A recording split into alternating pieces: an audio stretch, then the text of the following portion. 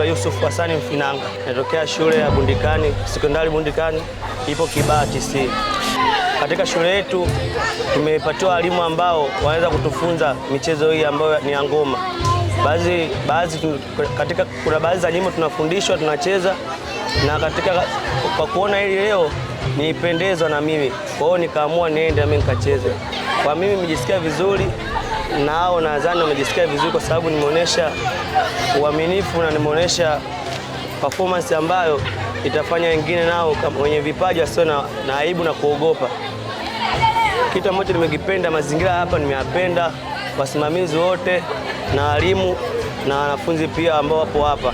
Na mimi naahidi Mungu akinijalia inshallah nikimaliza kidato cha 4 nikipata alama ambazo zinahitajika naweza nikaa mimi mwanafunzi wa hapa. Nimekuja na wanafunzi kwa ajili ya kubadilisha mazingira baada ya kusoma kwa muda mrefu.